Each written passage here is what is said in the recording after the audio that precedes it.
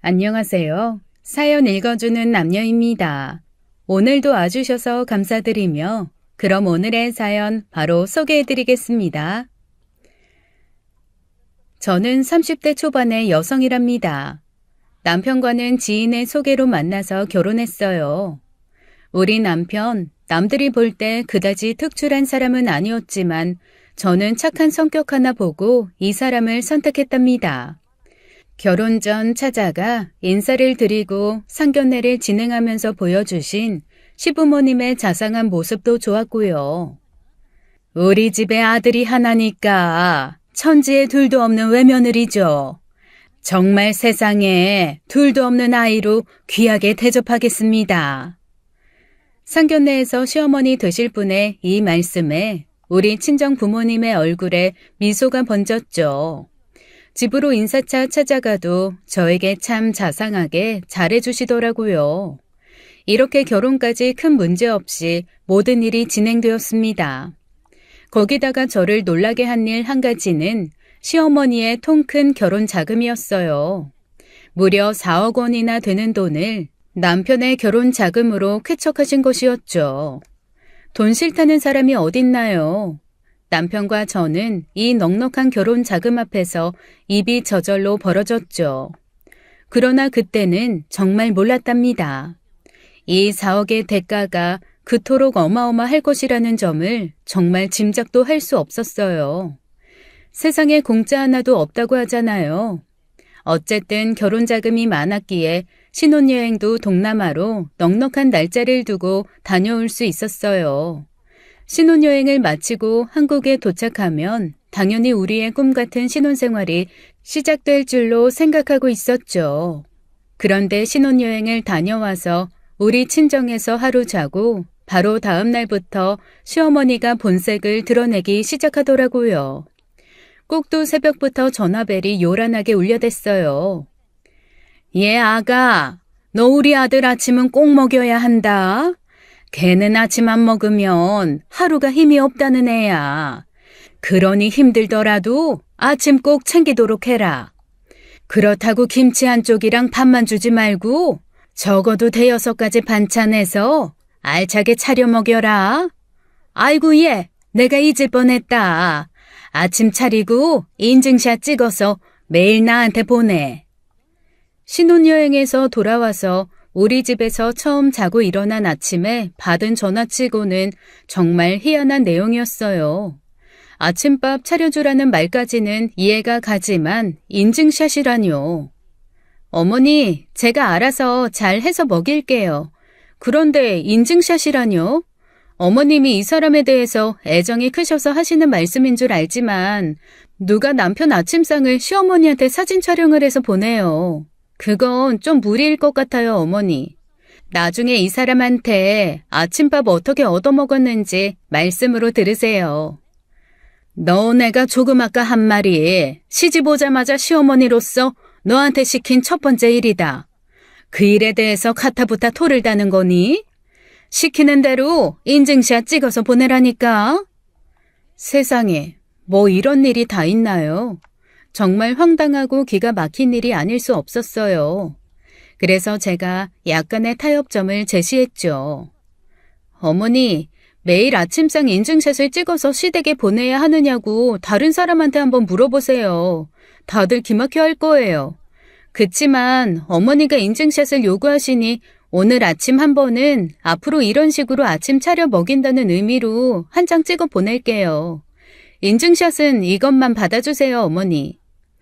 시어머니가 전화 너머로 뭐라고 떠들었는데 그 말이 하도 빠르고 소리가 커서 무슨 말인지 도대체 잘 못 알아듣겠더라고요. 4억을 턱 내주실 때는 그렇게 화통하실 수가 없더니 우리가 신혼여행을 다녀온 사이에 성격이 완전히 변하신 것 같았어요.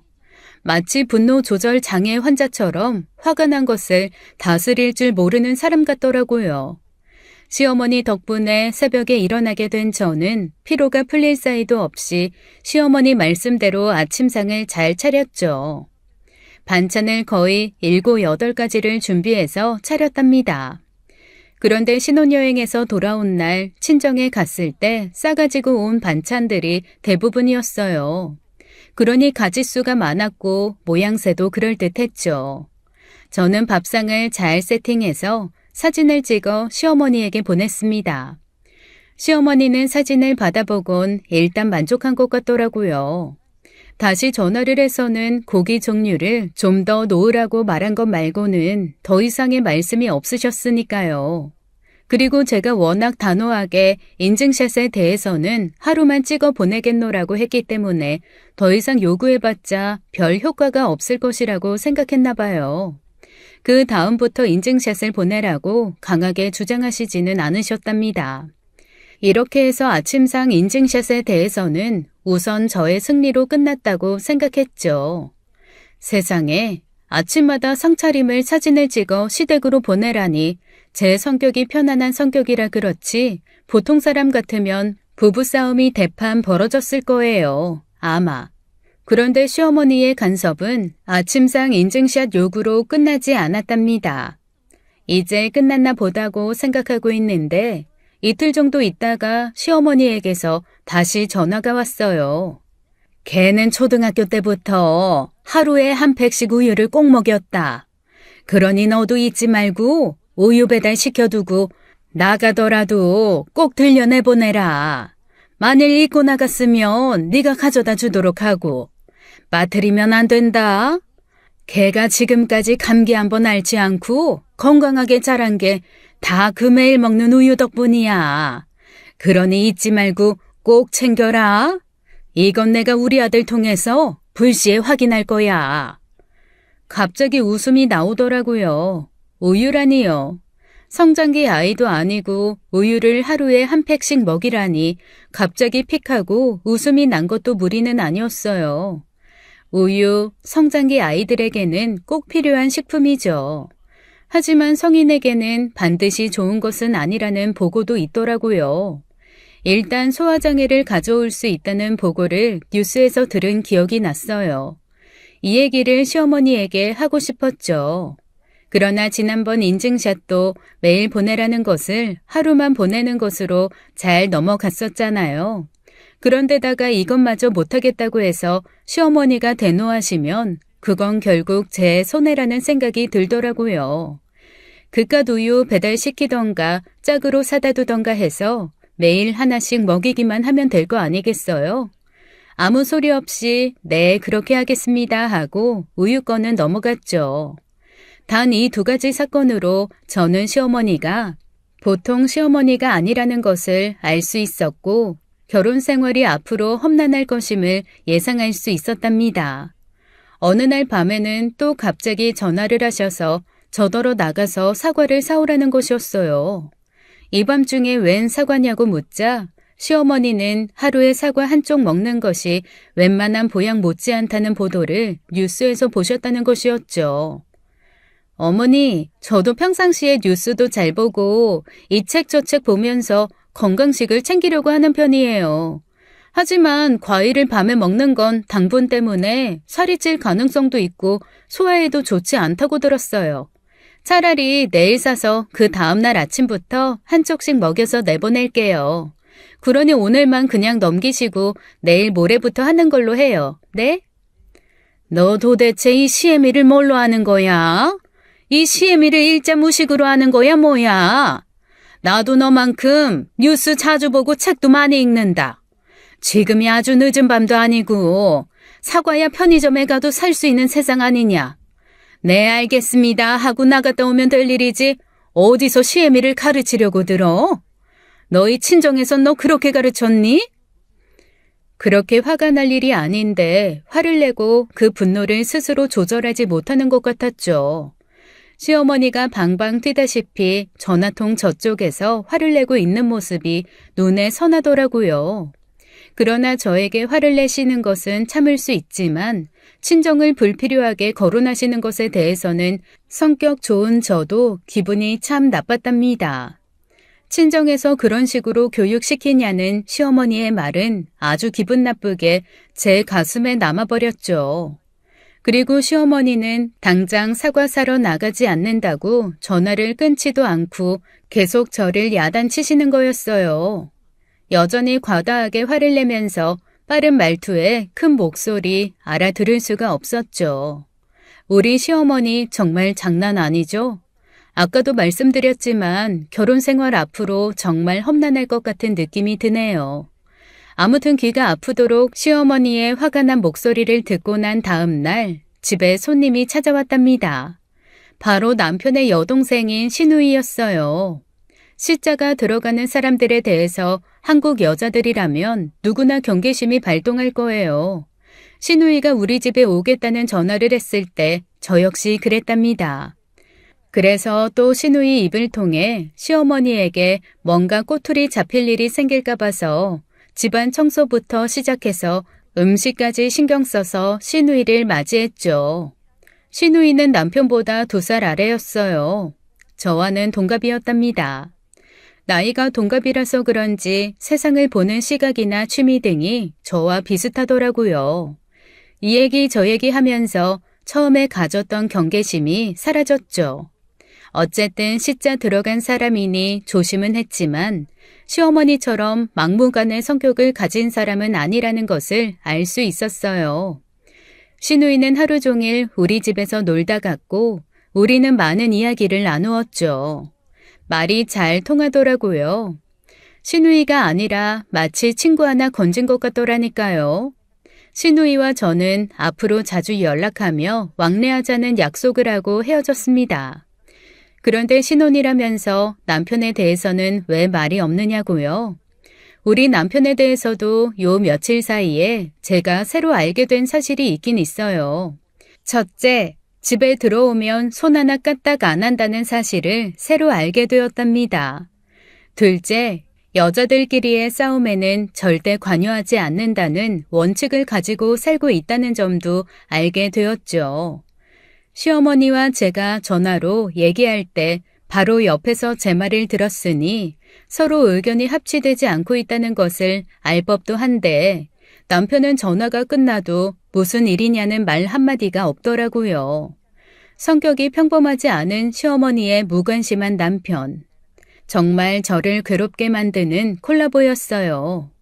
요즘 남자들 중 누가 옷을 벗은 곳에 그냥 두고 양말도 벗어서 그 자리에 두고 누워버리나요? 그런데 남편은 마치 어린아이가 한 명 있는 것 같이 행동하더군요.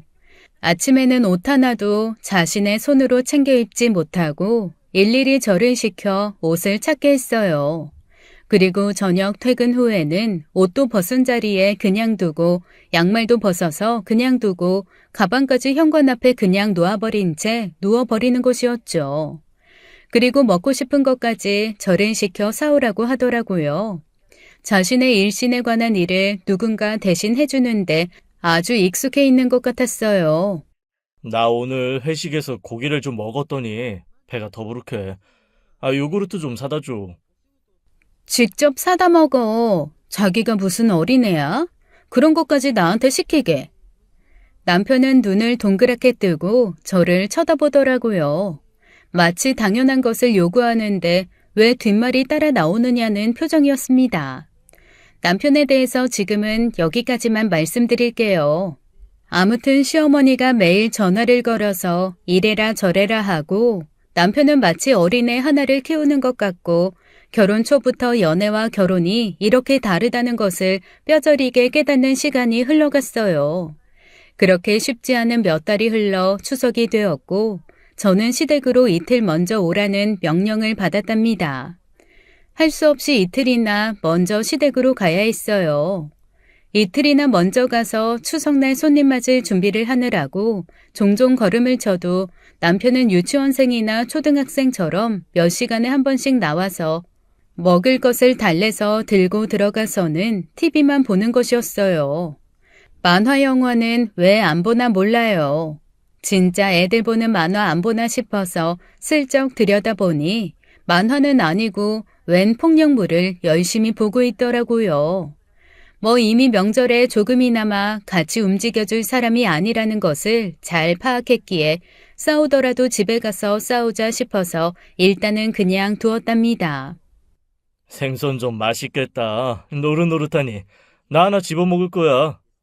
아, 그거 말고 이걸로 먹어. 이게 도톰하고 맛있어 보이잖아. 자기야, 해보세요. 아이, 뜨거! 아이, 그리고 이게 뭐야? 생선전에 왜 뼈가 씹혀? 그거야 일부러 지금 막 붙여서 채반에 올려놓은 것을 주었으니 당연히 뜨겁죠. 그리고 뼈 부분에 포를 뜨면서 뼈까지 묻어온 생선살을 붙여 놓은 것을 역시 일부러 주었기 때문에 뼈가 씹혔던 것이고요. 남편은 마치 어린애처럼 울먹일 것 같은 표정으로 물을 찾았고 저는 알아서 물을 찾아 먹든지 말든지 생선전 부치는 일에 열중했답니다. 그리고 남편이 도로 방 안으로 들어가자 배를 잡고 웃었죠. 하지만 이건 제가 하는 일에 비해서 너무나 작은 복수였어요. 시어머니는 제가 도착하자마자 앉지도 않았는데 어마어마한 식재료들을 제 앞에 펼쳐놓으며 이게 다 제 할 일이라고 하시더군요. 전만 해도 대여섯 가지를 부쳐야 했고 그 양도 상상을 초월하는 것이었어요. 심지어 요즘 웬만한 집에서는 다 사다 먹는다는 떡까지 직접 만들라고 하더라고요. 또 이 집 조상님들은 죄다 살아생전 배고프게 사시다가 돌아가셨는지 정말 많은 양의 음식을 차례상에 올리더군요. 그게 이 집안의 전통이라나요? 준비할 음식의 가짓수도 가짓수였지만 양이 많아서 정말이지 너무나 힘이 들었죠. 추석 당일이 되자 손님들이 몰아닥치기 시작했어요. 웬 친척이 이렇게도 많은지 음식을 차려내도 끝이 없을 정도로 하루 종일 사람들이 몰려왔답니다. 도대체 왜 명절 손님들은 함께 오질 못하는 것일까요? 한 팀 먹여서 보내고 설거지까지 맞춰놓으면 또 한 팀이 몰려들고 또 먹여서 내보내고 뒤처리까지 하면 또 한 팀이 몰려들어서 정말 허리가 펼 틈조차 주질 않더군요. 그렇지만 뜻하지 않게 제게 즐거운 일 하나가 생겼답니다. 손님들이 방에서 환담을 나누는 사이에 제가 너무나 지쳐서 잠시 작은 방에 늘어져 앉아 있는데 갑자기 시누이가 방 안으로 급하게 뛰어 들어오더라고요. 그러면서 갑자기 저더러 옷을 갈아입으라고 하는 거예요. 저는 시누이가 하도 서둘러대니까 영문도 모른 채 옷을 갈아입었죠. 시누이 왈 아주 비싼 공연에 가기로 친구들과 예매를 했는데 같이 갈 친구가 펑크를 내서 너무나 아깝게 되었다는 것이었어요. 비싸서 그냥 버릴 수도 없으니 저더러 얼른 같이 가자는 것이었죠. 저야 물론 땅 잡았죠. 일단 이 끔찍하도록 많은 일에서 해방될 수 있었으니까요. 시누이는 제가 숨 쉴 시간조차 안 주고 저를 재촉했고 시어머니가 뭐라고 말릴 틈도 없이 무슨 형사가 범인 연행하듯 저를 끌고 밖으로 나가는 것이었습니다. 나가서도 제 손을 잡고 아마 100m가량은 계속 뛰었을 거예요. 그렇게 집에서 멀어지자 시누이가 뒤를 돌아보며 안도의 한숨을 쉬더라고요. 언니, 이쯤 되면 아무도 우리 못 보겠죠? 영화도 아니고 공연이라고 했으니 한 3시간 이상 시간 번 거예요. 거기다 가는 시간 1시간은 또 일 안 해도 되잖아요. 우리 그 3시간 동안 뭐 할까요? 너무 많이 먹으면 티나니까 맥주 한 병 정도씩 나눠 마시면서 얘기나 할까요? 알고 보니 혼자서 너무나 많은 일에 시달리는 저를 보고 시누이가 꾀를 낸 것이었어요. 명절일에 완전히 파김치가 되어 있던 저는 시누이의 착한 배려에 눈물이 다 나더라고요. 아가씨, 정말 너무나 고마워요. 그러지 않아도 조금만 지나면 죽겠구나 싶을 정도로 힘들었거든요. 아가씨가 안 구해줬으면 나 정말 죽었을지도 몰라요. 시누이 덕분에 그렇게 3시간 이상 허리를 펼 수 있었답니다. 우리 시댁의 그 어마어마한 명절나기는 어쨌든 끝이 나고 이 일을 계기로 저와 시누이는 아주 친한 친구처럼 지내는 사이가 되었어요. 그런데 시누이가 이렇게 행동을 한 데는 이유가 있더군요.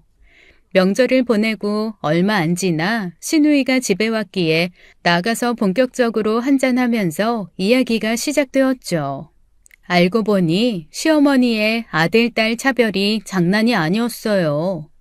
요즘 세상에도 이런 사람이 있나 싶을 정도로 차별이 심했더라고요. 엄마, 우리 내일 소풍이야.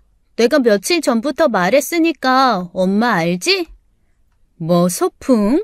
네가 언제 말했니? 하나도 준비 못했다 얘. 네 오빠는 분명하게 말해서 오빠 소풍거리들은 다 준비해놨지만 엄마는 같은 학교인데 같은 날 소풍 가잖아. 그런데 왜 오빠 것만 준비하고 내 건 준비 안 했어? 몰라. 나 소풍 가고 싶단 말이야. 그거야 네 잘못이지. 김밥도 2인분만 쌀 수 있도록 준비해놨으니까 네 건 없어. 왜냐면 네 오빠가 겁이 많아서 혼자 못 가잖니. 나는 네 오빠 따라가야 하니까 2인분 다 오빠한테 써야 돼. 그 대신 넌 그냥 밥 싸가지고 가. 집에서 먹는 반찬 몇 가지 같이 싸줄 테니까. 엄마는 소풍날 그냥 밥 싸가지고 오는 사람이 어딨어. 몰라. 나 창피해서 소풍 안 갈래. 그렇게 해서 시누이는 결국 소풍을 가지 못한 적이 있었다는 것이었어요. 그깟 김밥 1인분 더 준비하는 걸 안 해주고 어린아이를 그렇게 차별하다니요. 이 얘기를 들으니 화가 다 나더라고요. 그것뿐이 아니었어요. 엄마, 나 새 옷 사주면 안 돼? 학교에서 애들이 다 놀려. 헐렁한 남자 옷 입고 다닌다고. 오빠는 남자잖아. 오빠 옷을 내가 입으니까 진짜 우습게 보인단 말이야. 돈이 있으면 왜 안 사주겠니? 너야 자라서 시집을 가버리면 남의 집 사람 될 거지만 오빠는 우리 집을 이끌어갈 사람이잖아. 이 엄마 아빠가 늙어서 경제활동을 못하게 되면 다 오빠가 먹여 살리게 될 거야. 그러니 뭐든지 오빠한테 양보하는 마음을 가져야 돼. 시누이는 중학교 시절, 고등학교 시절까지도 남편이 입던 옷을 물려받아 입고 자랐다고 하면서 약간 눈물을 비치더군요. 그런데 아가씨, 아들이 그렇게 귀하면서 며느리는 왜 귀한 줄을 모르시는 걸까요? 분가에서 살지만 거의 같이 사는 것과 마찬가지로 참견하시면서 시집살이 시키세요. 시누이에게 아침밥 인증샷 사건, 우유와 사과 사건 등 제가 겪은 일들을 이야기해 주었어요. 시누이는 별로 놀라지도 않더군요. 그럴 줄 알았다는 것이었어요. 시어머니는 오직 제 남편, 그 아들 하나밖에 모르는 사람이라는 것이었죠. 아가씨, 이런 적도 있었다니까요. 오빠가 집에 들어오기 전에 어머님 댁으로 먼저 간 적이 있었나 봐요. 그런데 양복이 불편하니까 아버님 옷으로 갈아입다가 어머니가 오빠 속옷을 보셨던 모양이더라고요. 그날 득달같이 저한테 전화하셨어요. 왜 그런지 아가씨가 더 잘 알죠? 알죠. 우리 엄마 오빠 옷은 속옷까지 다 다려 입히시잖아요. 언니 오빠 속옷 안 다려 입혔구나? 우리 엄마가 그걸 알았으니 난리가 날 밖에요. 오빠 옷은 저한테도 손을 못 대게 하셨어요. 다 손수 빨고 다리고 개고 혼자 관리 다 하셨어요. 도대체 왜 그렇게까지 하는지 알 수가 없어요. 그리고 언젠가 또 이런 일이 있었죠. 마트에 갔는데 마침 시어머니가 전화를 하셨더라고요. 어디냐고 하셔서 마트라고 했더니 또 그 인증샷 이야기를 꺼내시는 거였어요. 장 본 것을 다 풀어서 촬영해서 보내라는 것이었죠. 아들이 먹을 만한 것을 샀는지 어쨌는지 보시겠다고요. 이 이야기까지 시누이에게 들려주었답니다. 시누이는 자신의 엄마지만 정말 예측 불허이면서도 오직 하나밖에 모르는 인물이라고 했어요. 시쳇말로 정말 아들한 시어머니가 아닐 수 없었죠. 시누이와 저는 가끔 만나서 시어머니에 대한 뒷담화를 하면서 스트레스를 풀곤 했답니다. 시어머니는 지치지도 않고 매일 전화로 아니면 불시에 찾아와서 시집살이를 시키고 남편은 싸움이 나건 말건 관심도 없었죠. 애초에 생각한 결혼이라는 것과는 너무나 다른 나날이 그래도 흘러갔답니다. 우리가 결혼한 지 1년이 되었을 무렵 우리 시누이가 드디어 결혼을 하게 되었어요. 시누이가 결혼하게 되었다는 이야기를 들었을 때 한편으로는 너무나 기뻤죠.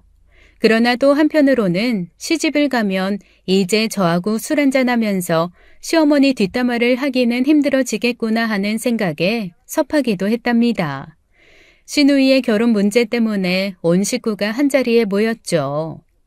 네가 어느새 시집을 가게 되었구나. 이 돈 내가 네 결혼 준비에 쓰려고 알뜰살뜰하게 모아놓은 돈이야. 이거 결혼 준비하는 데 써. 어렵게 만든 돈이니 아껴 쓰고. 시어머니가 봉투 하나를 아가씨 앞에 내밀었어요. 아가씨가 봉투를 열어 액수를 확인하는데 제가 다 부끄러워서 얼굴이 화끈거리더라고요. 봉투에는 딸랑 1,000만 원이 들어있었답니다. 시누이는 우리 남편, 즉 시누이의 오빠가 결혼할 때 얼마를 지원받았는지를 다 알고 있었어요. 시어머니가 특히 우리 친정 쪽을 향해 큰 소리를 치면서 얼마를 결혼 자금으로 내놓았는지를 떠벌렸기 때문이었죠. 오빠의 40분의 1밖에 안 되는 결혼 자금을 받은 시누이. 그렇잖아도 차별에 서럽게 자란 시누이라는 것을 알았기에 제가 마음이 아파서 시누이의 눈치를 살폈습니다. 하지만 시누이의 표정에는 변화가 없더군요. 평생 차별을 받으며 자랐기에 기대도 안 하는 것 같았어요. 비록 아들과 비교할 때 말도 안 되는 액수의 결혼자금을 내놓았지만 아가씨가 별 문제를 삼지 않았기 때문에 여기까지는 집안이 조용했어요. 그런데 시어머니가 술을 홀짝홀짝 마시기 시작하셨죠. 제가 생각하기에도 적지 않은 술을 마신 시어머니가 갑자기 신세한탄을 시작하더군요. 우리 아들 말이야.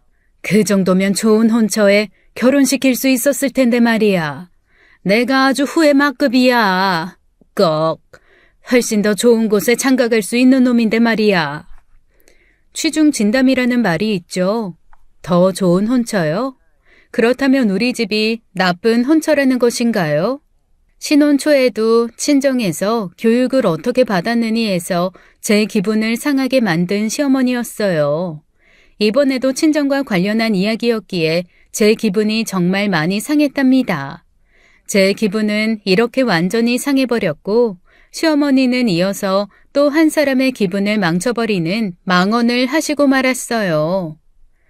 장가 2천이라도 더 보태줬어야 했는데 그걸 못해줘서 그것도 마음에 남고 말이지. 아무튼 난 아들에 대해서는 미안한 게 너무나 많다니까. 이 말에는 차별에 익숙해진 시누이의 표정도 확 달라졌답니다. 아들의 결혼자금으로 4억을 주었으면서도 자신에게는 1,000만 원만 건네는 엄마라뇨. 그것도 그냥 참고 넘기려는데 장가 2천을 거기서 더 보태주었어야 한다니 얼마나 기분이 상했겠어요. 결국은 시누이가 폭발했죠. 엄마, 평생을 오빠랑 나 차별하더니 오빠는 4억이고 나는 1,000만 원 줬어요. 40배 차이예요, 40배. 그러면서도 오빠 결혼 미천 더 해줬어야 한다고 생각하는 거예요? 도대체 나는 뭐예요? 1,000만 원 주고 엄마가 아무 말 안 했으면 그냥 넘어갔을 거예요. 이 1,000만 원도 오빠 줘버릴까요? 얘가 지 옳게 하고 어울려 다니더니 애미한테 대드는 버릇을 배웠나? 이게 무슨 짓이야? 엄마 모처럼 기분 좋게 술 마시고 취하는 중인데. 나 초등학교 다니던 시절부터 연필도 오빠가 쓰고 남은 몽당 연필만 쓰면서 학교 다닌 사람이에요. 공부요? 오빠에 비하면 내가 더 잘했죠. 나 대학 보내줬어요? 내가 고학해서 간신히 2년제 마쳤어요. 단 한 푼이라도 대학 등록금에 보태라고 한 적 있느냐 말이에요. 아니 내 돈 내 맘대로 쓰겠다는데 네가 건방지게 웬 참견이야 참견이. 정말 네가 네 옳게 하고 어울리면서 안 하던 짓을 다 몰아서 하는구나. 자꾸 저하고 어울려 다니면서 나빠졌다는 말씀을 하시니 그렇지 않아도 친정을 언급해서 기분이 상했던 저 역시 시누이처럼 폭발하고 싶었답니다. 엄마, 나 몽당 연필 써도 괜찮고 대학교 고학해도 불만 없었을 거예요. 단 그게 집안이 어려워서 오빠나 나나 똑같이 그랬다면 말이죠. 그런데 문제는요. 한 사람은 넘치게 받고 한 사람은 남의 집살이 하는 것처럼 자랐다는 게 문제라는 거라고요. 1,000만 원이요? 저 감사하게 받으려고 생각하고 있었어요. 오빠한테 자억 주신 거 불만 없었어요. 문제는요, 액수가 문제가 아닌 거예요. 도대체 오빠랑 제가 뭐가 그렇게 달라서 그렇게 일생을 차별하시는 거예요? 똑같이 엄마가 낳은 자식이잖아요. 신우이는 아주 이 기회에 서러웠던 일을 다 털어놓으려는 것 같았답니다. 저는 속으로 잘한다 잘한다 하고 응원하고 있었죠. 이때 우리 남편의 진가가 나타났어요. 아, 슛! 골이! 아이씨, 골이 아니잖아. 이 자식들. 아, 축구를 어떻게 배운 거야, 도대체? 아야, 다시 슛! 아이, 정말 축구 못 봐주겠네. 저건 감독놈이 잘못 가르치고 있는 거라니까. 참 제때에 제대로 활약하고 있는 남편이었어요. 이 와중에 TV가 눈에 들어오는 것부터가 이상한 것 아닌가요? 도대체 유치원생만큼도 분위기 파악을 못하는 남편 때문에 오히려 제가 다 부끄럽더라니까요. 오빠가 이렇게 멍청한 짓을 하고 있는 중에 신우이는 이제 할 말을 다 했는지 눈물을 닦으며 일어서더라고요. 엄마, 나 이제 이 집에 다시는 발 안 들여요. 이걸로 엄마랑 내가 보는 일이 마지막이면 좋겠어요. 제가 저축한 돈으로 결혼할게요. 2천만 원 오빠 군것질 값으로 주세요. 그리고 결혼식장에도 오시지 마시고요. 엄마 없는 셈 칠 거니까. 그럼 못 만나더라도 만수무강하세요. 안 오면 누가 무서워한다디? 잘 됐구나. 네 결혼식 날 그렇잖아도 나가봐야 할 모임이 있었는데 말이다. 시어머니는 말만 이렇게 하시는 것이 아니라 신우이의 결혼식에 정말 가지 않으려고 하셨답니다. 하지만 시아버지가 간절하게 설득하셨죠. 저도 거의 빌다시피 참석은 하시라고 말씀드렸고요. 철없는 남편만 여동생 결혼식에 엄마가 가건 말건 무관심으로 일관했죠. 그렇게 끌어모시다시피 결혼식에 모셔갔답니다. 그런데 정말로 결혼식에 참석만 하고 휙하니 가버리시더라고요. 원래 결혼식이 끝나면 혼주가 하객들을 일일이 찾아다니면서 인사를 하잖아요. 그런데 우리 시어머니는 예식이 끝나기가 무섭게 어디론가 사라져버린 거예요. 신부인 신우이는 줄곧 화사한 미소로 하객들을 접대했지만 드레스를 벗고 예복으로 갈아입은 후에 화장실에서 울고 있는 것을 제가 목격하고 말았죠. 저는 아가씨를 다독거렸어요. 아가씨, 신부가 얼굴에 눈물 자국 나면 어떡해요. 일생에서 제일 예뻐야 하는 날이잖아요. 아가씨 착한 사람이잖아요. 울지 말아요. 비록 나이 동갑인 올케지만 내가 손윗 사람이에요. 오늘은 올케가 엄마다 이렇게 생각하세요. 네? 제가 열심히 남아 계신 하객들한테 인사하면서 다닐게요.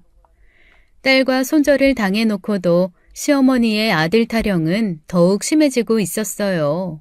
당연히 저하고의 갈등이 깊어질 수밖에 없었죠. 그 사이에 저는 임신을 했고 출산을 했답니다. 갓난아이 하나 키우는 게 얼마나 힘든 일인가요? 그것도 아이 아빠라는 사람이 완전히 무관심한 환경 속에서 말이에요. 그런데도 시어머니는 아랑곳 없이 말도 안 되는 요구를 계속하고 있었습니다.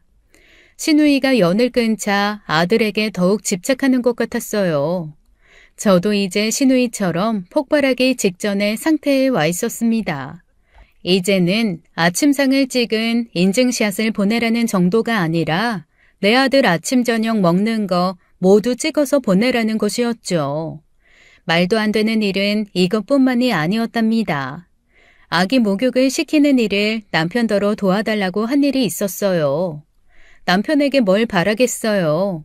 자기는 그런 일 못한다고 하더군요. 그리고 이 일을 시어머니한테 얘기했나 봐요. 시어머니가 마치 저를 잡아먹으려는 사나운 맹수처럼 밤늦게 우리 집에 들이닥쳐서 자기 아들에게 그런 일 시키지 말라고 삿대질까지 하면서 야단을 치시더라고요. 뭐? 우리 아들더러 애 목욕을 시키라고 했어? 개 손에 물 닿는 거 싫어서 세수까지 오래도록 내가 시켜서 키운 아이다.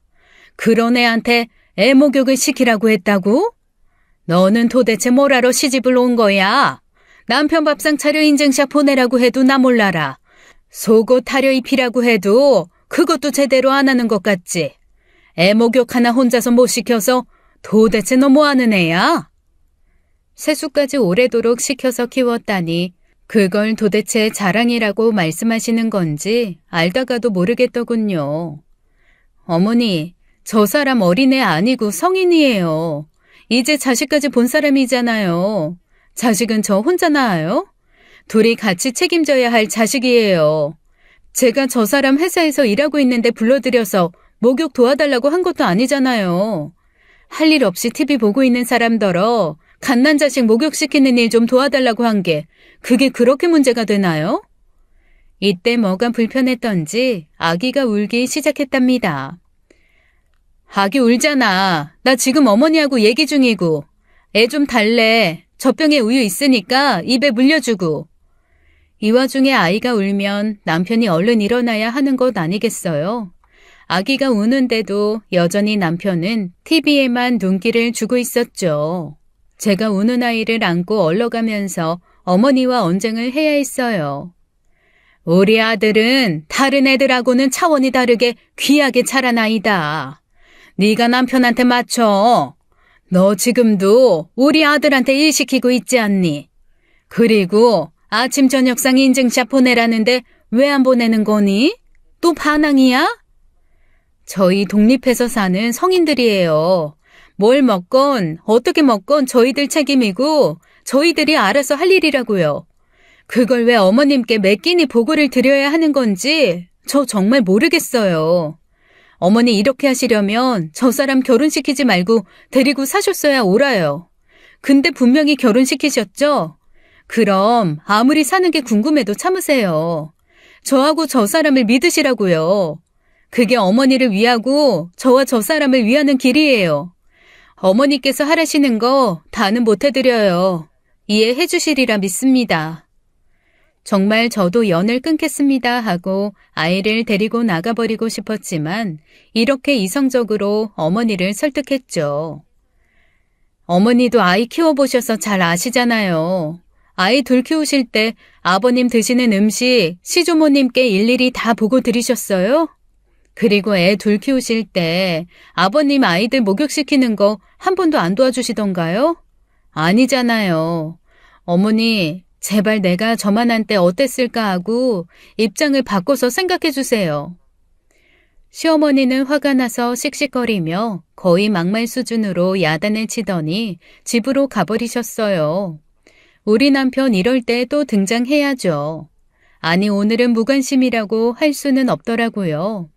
누군가의 편을 확실하게 들었으니까요. 그런데 그게 제 편이 아니라 시어머니 편이라는 것은 누구나 짐작하실 수 있을 거예요. 뭐 당연히 시어머니 편을 들겠죠. 시어머니 말씀대로 되어야 자신이 편하니까요. 결혼 초부터 꾸준히 이어진 남편의 집안에 대한 무관심, 아니 무관심을 떠난 무책임에 점점 커지는 남편에 대한 실망감. 이제는 그 실망감 때문에도 저는 폭발하기 일보 직전에 있었어요. 그러던 어느 날이었어요. 남편이 회사에서 야근으로 늦는다는 연락을 해왔더라고요. 요즘 들어 남편의 야근이 부쩍 잦아지고 있었어요. 저는 차라리 남편의 야근이 기뻤답니다. 갓난쟁이 하나 보는 것도 힘에 부치는데 그 갓난쟁이보다 더 갓난쟁이 같은 사람까지 같이 보는 일은 더 힘들었기 때문이었죠. 하다못해 저녁 한 끼라도 안 챙겨도 되니까요. 그런데 어느 날 아이의 변이 좀 묵다 싶더니 계속 설사를 하고 조금 지나니 토하기까지 하는 거예요. 따뜻한 물도 먹여보고 몸을 따뜻하게 해주기도 해보았지만 아이는 이제 열까지 심하게 오르고 있었답니다. 저는 아이를 안고 병원으로 뛰었어요. 그리고 병원에서 한숨 돌렸다고 생각이 될 때 남편에게 전화를 걸었죠. 일하는데 열중해서인지 핸드폰을 못 받더라고요. 그래서 회사로 전화를 걸었답니다. 여보세요? 실례지만 정희수 씨 좀 부탁드립니다. 아이 때문에 노심초사해서인지 말하는 제 목소리가 떨려 나왔어요. 정 대리님이요? 정 대리님 정시에 퇴근하셨는데요. 어머, 야근이라고 알고 있었는데요. 아, 야근은 아니고요. 옆 부서에 회식이 있는데 우리 부서 사람들도 올 사람은 오라고 해서요. 정 대리님 아까 거기 가셨어요. 핸드폰 해보세요. 직원에게 몇 가지를 더 물어서 요 며칠 계속 회사에 야근이 없었다는 사실도 알게 되었답니다. 그런데 남편은 계속 야근이라고 늦게 들어왔었거든요. 그러니까 거짓말로 야근을 하고 놀다 들어온 것이었죠. 오늘도 어디선가 놀고 있는 것이었고요. 솔직히 결혼 후 오늘만큼 이혼이라는 단어가 구체적으로 머릿속을 스쳐 지나간 날은 없었답니다. 응급처치를 해서 어느 정도 안정된 아이를 안고 귀가했어요. 집에 가보니 남편은 아직도 집에 안 들어왔더라고요. 아이를 조심스럽게 눕히고 걱정스레 쳐다보고 있는데 남편이 귀가했습니다. 야근하느라고 힘들었겠네. 거기다 옆부서 회식까지 갔었으니 얼마나 더 힘들었겠어. 남편이 화들짝 놀라더군요. 그걸 어떻게 아는 거야? 혹시 내 뒤 밟았어? 갓난아이 키우느라고 5분도 시간 낼 틈 없는 내가 어떻게 당신 뒤를 밟아. 알려질 일은 다 알려지게 돼 있는 거야. 그래, 자기 자식 돌보는 게 그렇게도 싫어서 야근이라고 속이고 놀다 들어오는 거야? 당신은 아빠 될 자격도 없는 사람이야. 아니, 이 집안 식구로서 자격도 상실한 사람이라고. 나가. 내 눈에 더 이상 띄면 무슨 짓 할지 모르니까 나가라고. 좋게 말할 때. 제 분위기가 평상시하고 다르다고 생각했던지 남편이 아무 말 없이 제 눈앞에서 사라지더라고요. 보나마나 또 본가에 가서 시어머니한테 미주알 고주알 일러 바치겠죠. 아니나 다를까 다음날 새벽 우리 집 대문 앞이 떠들썩하더니 아들과 엄마가 함께 들이닥치더군요. 어머니, 분명히 자식 교육 잘못 시키셨어요. 이 사람 아버지 될 자격도 한 여자의 남편 될 자격도 없는 사람이라고요. 이 사람 그렇게 만든 거 어머님이세요. 어머님이 이 사람 이렇게 된데 100% 책임 있으시다고요. 어머니도 나가주세요. 여기 어머님 집 아니에요. 새벽부터 이렇게 떠들썩하게 쳐들어오시는 거 분명 실례죠. 얼른 그 귀한 아드님 데리고 제 집에서 나가세요. 저 분명히 말씀드렸어요. 어머니 역시 제 말투에 약간 겁을 먹는 것 같더라고요. 뭐라고 말을 하려는 것을 오히려 남편이 말리더라니까요. 두 사람은 그렇게 아무 말 없이 제 집에서 나갔답니다. 저는 한시라도 빨리 이혼하고 혼자 아이를 키워야겠다고 생각을 굳혔죠. 그러자니 이것저것 준비할 것도 많더군요. 아이는 빠르게 회복했고 저와 남편은 이제 서로를 투명인간 취급하면서 지냈습니다. 시간은 또 무심하게 흘러서 어느새 새해가 밝고 설이 다가왔어요. 아직은 이혼을 하지 않은 상태니 제가 해야 할 최소한의 도리는 해야 한다고 생각했어요. 아이를 데리고 시댁으로 갔답니다. 시누이도 찾아오지 않는 설이었어요. 이번에도 시어머니는 친척들이 많이 오고 차례도 푸짐하게 지내야 하니 많은 음식을 준비해야 할 것이라고 하더군요. 하지만 이미 시어머니와 저의 감정의 골은 깊어질 대로 깊어져 있었어요. 게다가 저는 많이 다친 상태였답니다. 교통사고가 나서 양쪽 다리가 부러지고 오른팔이 부러지는 중상을 당했죠. 그런 제 꼴을 보고도 음식을 마련하라는 시어머니, 사람인가 싶더라고요. 이런 상태로는 일은커녕 자세를 제대로 유지하고 앉아있기도 버거웠거든요. 어머니, 저 설이라 간신히 인사차 왔어요. 보시다시피 일하는 건 절대로 불가능하고요. 앉아있는 것도 힘들어요. 인사만 받으시고 설 준비는 어머님이 하셔야 할 것 같아요. 내가 어떻게 혼자서 그 일을 다 하니? 쓸데없는 소리 말고 움직여서 일해라. 어쨌든 차례 지내고 손님 맞이는 해야 할 거 아니야. 엄살 떨지 말고 얼른 털고 일할 생각이나 해라. 남편은 이런 상황에서 아이도 돌보지 않았어요. 마누라가 다쳐서 아이를 돌보기 어려운 상태에 있었는데도 말이에요. 그리고 시어머니의 불가능한 요구에도 역시 무관심으로 일관하더군요. 그래도 어쨌든 아직은 남편이고 어머니한테는 말발이 제일 잘 먹히는 사람이라 생각해서 어머니한테 말씀 좀 잘 드리라고 했습니다. 아이, 몰라. 당신이 알아서 해. 그러기에 왜 사고를 당하고 그래? 사고를 당하고 싶어서 당하는 사람이 있나요? 참으로 남편다운 대답이었어요.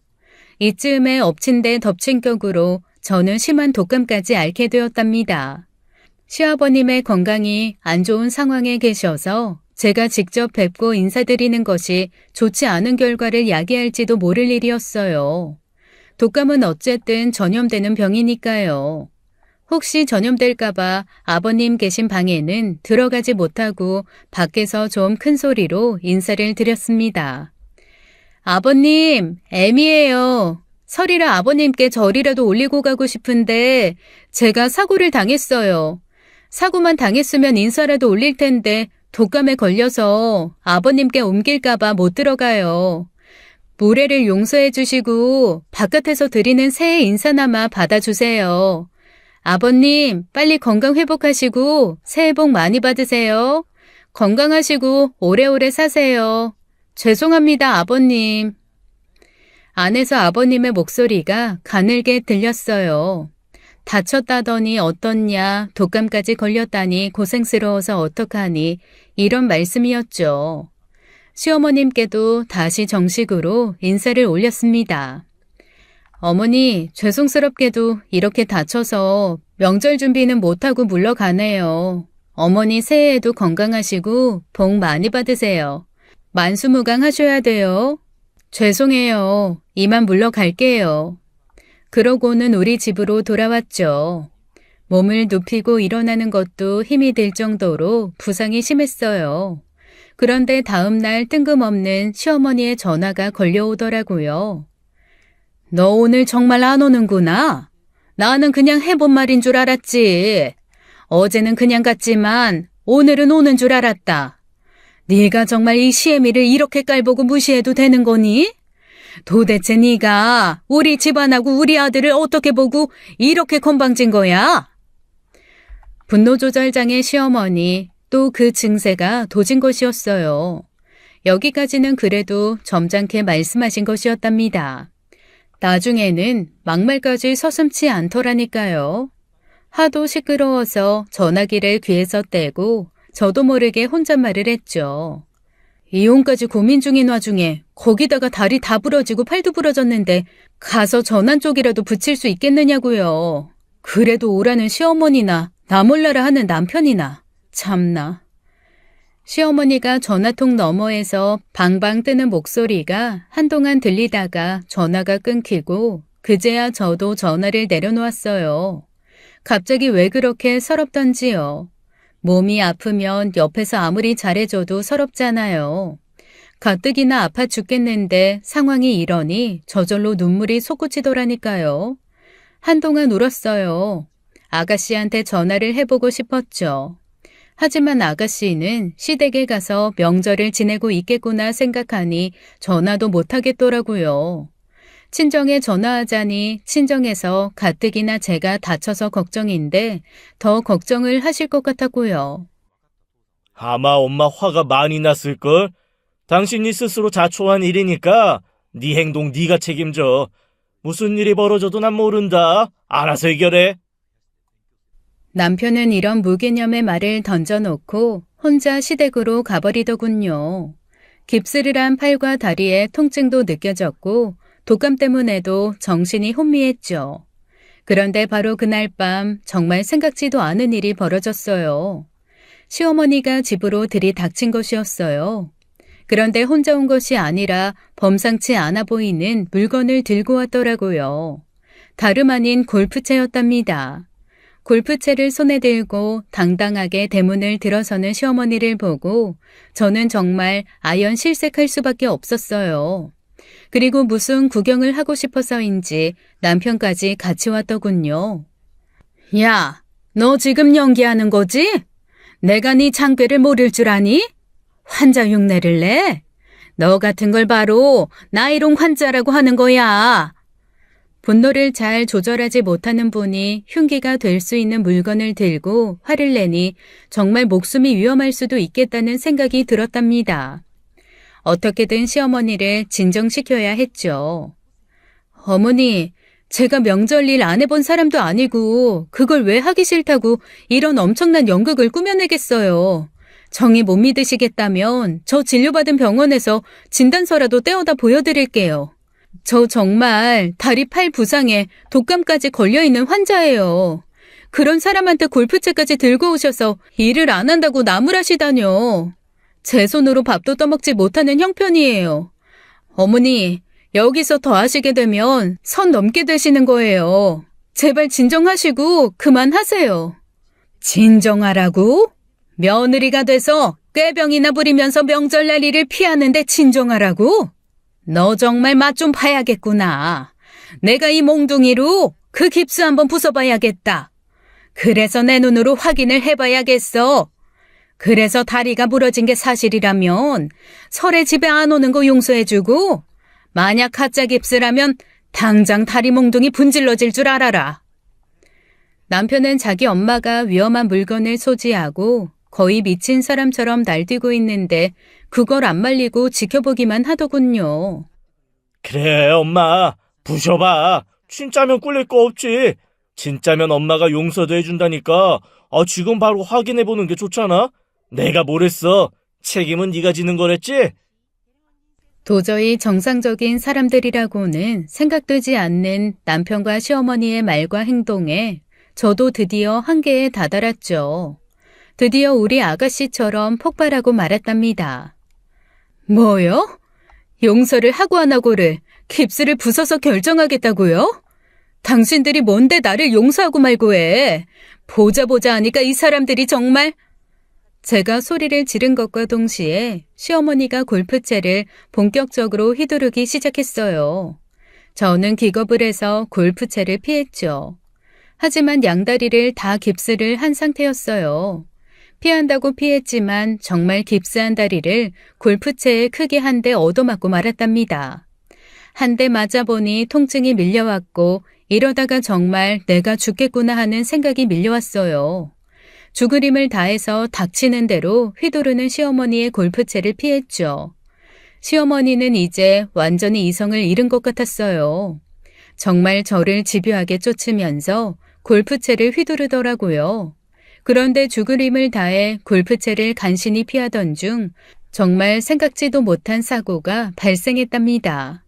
정신없이 골프채를 휘두르다가 시어머니가 그만 자기 발을 때리고 만 것이었어요. 이거야말로 아주 멋진 헛스윙이었죠. 발가락 골절이 왔던 모양이더라고요. 골절로 인한 고통에 시어머니는 더 화가 나서 소리를 지르면서 여전히 골프채를 휘둘렀어요. 그리고 다음번에 일어난 사고는 정말 대형 사고였답니다. 시어머니가 휘두르던 골프채가 옆에서 구경만 하던 남편의 뒤통수에 맞은 것이었어요. 남편이 그 자리에 쓰러지고 더 이상 움직임이 없더라고요. 그때 마침 제가 아픈 것을 걱정하신 친정 부모님이 찾아오셨답니다. 친정 부모님이 집 안으로 들어와서 제일 먼저 보신 것은 쓰러져 있는 사위였어요. 그리고 분노와 고통이 섞인 비명을 지르면서도 저에게 골프채를 휘두르는 시어머니도 직접 보시고 말았죠. 이게 다 너 때문에 벌어진 일이야. 너 우리 집에 들어와서 나한테 대든 것 말고 한 일이 뭐냐. 나 다친 것하고 우리 아들 쓰러진 거 다 네가 책임져. 시어머니가 이성을 잃고 다시 골프채를 휘두르려고 하자 우리 친정 부모님 두 분이 있는 힘을 다해 시어머니를 제압하셨어요. 시어머니는 이거 놓으라며 고래고래 동네가 떠나갈 듯 소리를 지르더군요. 동네 사람들 여기 좀 와보세요. 사돈한테 폭행당하고 있어요. 친정 부모님은 얼른 전화를 걸어서 경찰을 부르셨죠. 시어머니도 골절상을 입었기에 일단 병원으로 이송되었다가 경찰서에서 조사를 받게 되었어요. 남편은 머리 뒤쪽의 중요 부위를 골프채로 맞았기에 심각한 부상을 입었답니다. 아마 이 상태라면 앞으로 12살 정도의 지능으로 살아갈 수밖에 없습니다. 가족들이 각오하셔야 될 겁니다. 자신의 힘으로 할 수 있는 일이 많지 않을 거예요. 조사를 받으면서 시어머니가 계속 저 때문에 이런 일이 일어났다는 말만 반복하고 있다고 수사 경찰이 저에게 언지를 주더군요. 결국 시어머니는 경찰서에까지 소리를 지르며 난동을 벌였고 전혀 반성하는 기미가 없었기에 구속 수사를 받게 되었답니다. 조사 끝에 경찰은 시어머니를 특수폭행 혐의로 기소해달라는 의견을 붙여 수사 결과를 검찰로 보냈어요. 특수폭행이라는 것은 그냥 일반적으로 때리거나 물건을 부수는 정도를 넘어서 위험한 물건을 소지하여 폭행의 죄를 범하거나 다중의 위력을 보일 때 성립하는 범죄라고 경찰관이 설명해 주더군요. 일반적인 폭행죄가 2년 이하의 징역 또는 200만 원 이하의 벌금이나 구류 또는 과료를 선고받는 것에 비해 특수폭행죄는 5년 이하의 징역이나 1,000만 원 이하의 벌금에 처하도록 규정되어 있대요. 스마트폰까지도 단단한 물건이기 때문에 그것을 사용하여 폭행이 이루어졌을 때 특수폭행이라고 한다니 골프채야 말하면 뭐하겠어요. 재판이 시작되었고 시어머니는 여전히 뉘우치는 기미가 없었습니다. 재판에서 뉘우치는 기미만 역력해도 형을 많이 감해준다고 알고 있어요. 시어머니가 저지른 범죄의 결과가 중하고 뉘우치는 기미가 없다는 것을 이유로 들어서 재판부는 시어머니에게 2년의 징역형을 선고했답니다. 재판 과정에 시누이도 증인으로 나와 저에게 유리한 진술을 해주었어요. 여기에 더해 이제 12살의 지능을 가지게 된 남편이 법정에 불려나와 어눌한 말투로 증언을 하게 되었죠. 이제 누구 편을 들어야 하는지도 판단을 못하게 된 남편이었어요. 재판부는 지능 상태를 들어 남편의 진술을 증거로 삼지는 않았지만 참고사항으로 채택했죠. 우리 엄마, 벌 주세요. 큰 벌 주세요. 나 단단한 막대기로 때렸어요. 나 아파요. 시어머니는 결국 그렇게 싸고 돌던 남편의 인생을 망쳐놓고 자신의 인생까지 망치고 말았답니다. 모두 자업자득이었어요. 남편이 12살의 지능으로 이혼 의사를 단독으로 표현하는데 문제가 있기에 재판으로 이혼해야 한다고 친정 부모님이 여기저기 알아보아 귀뜸해 주시더군요. 그래서 또 다른 재판이 열렸답니다. 이 재판에서도 우리 아가씨 시누이는 제가 이혼하고 새로운 삶을 살아가는데 도움이 될 적절한 증언을 해주었어요. 당연히 재판에서 제가 승소했죠. 이제 완벽한 이혼 서류까지 갖추어졌고 저는 바로 이혼 신고를 했답니다. 그리고 어느 날 호젓하게 생각에 잠겼어요. 전 우주를 다 준데도 바꾸지 않을 소중한 제 아들을 잘 키울 일이 이제부터 제가 해야 할 가장 중요한 일이었죠. 세상을 살면서 그저 사람한테 한번 치였다고 생각하고 지난 일을 잊으려고 많이 노력하고 있어요. 그렇지만 우리 아가씨하고는 자주 연락을 한답니다. 아가씨는 여전히 친정하고 손절한 상태를 유지하고 있었어요. 재판을 거치고 이런저런 일을 정리하는 동안 제 부상도 말끔히 나았죠. 오늘 아가씨하고 술 약속이 있답니다. 만나서 그저 소박하게 서로 어떻게 사는지 이야기를 나눌 생각이에요. 아이를 위해서라도 씩씩하게 살아가기로 여러분들 앞에서 다짐하면서 오늘의 사연 여기서 맺을게요. 끝까지 들어주셔서 감사합니다. 지금까지 사연 읽어주는 남녀였습니다. 끝까지 시청해주신 여러분 감사드리며 저희는 다음 사연으로 돌아올게요. 감사합니다.